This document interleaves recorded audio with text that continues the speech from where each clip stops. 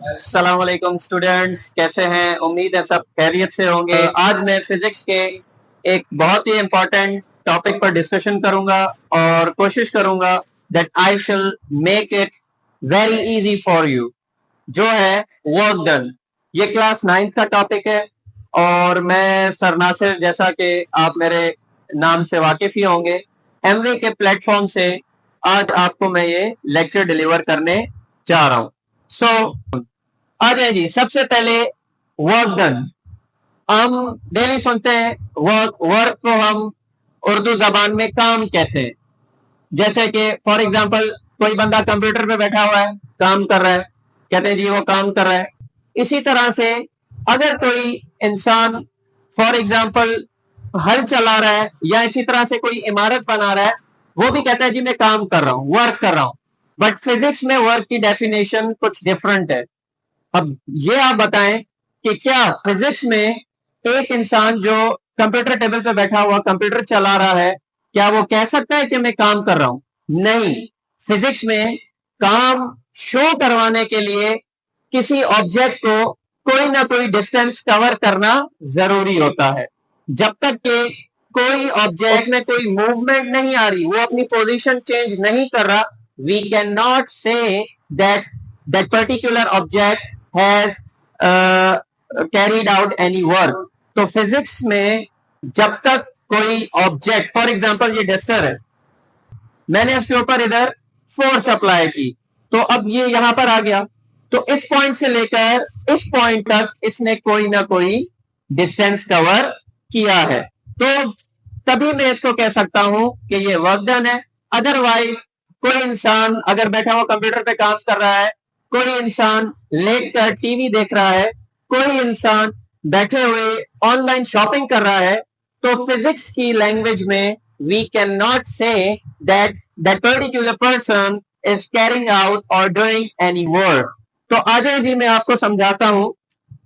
Physics class 9 का topic है work या वर्क डन कह लें इसको। इसका जी फिजिक्स में इसको मैथमेटिकली कैसे रिप्रेजेंट करते हैं? Work is equal to force multiply by displacement. अब आए थोड़ा इमेज में समझने की कोशिश करते हैं। फॉर एग्जांपल अगर आप उसी डस्टर को अपने माइंड में रखें, ये डस्टर है जी, इस पे जब फोर्स अप्लाई की है तो इसने कुछ ना कुछ डिस्प्लेसमेंट कवर किया है in the direction of force. तो ये है जी आपका वर्क डन। सो बहुत ही आसान टॉपिक था। और इसकी डेफिनेशन कैसे होगी जी? मैं बुक्स की डेफिनेशन आपको नहीं करवाऊंगा, मैं आपको बताता हूं कि आप इसको डिफाइन कैसे कर सकते हैं। Work done, what is work done? When we apply force, when we apply force, देखें जैसा कि हमने फोर्स अप्लाई की है इस डस्टर के ऊपर, या फॉर एग्जांपल आप इसको कोई भी ऑब्जेक्ट कह लें ए।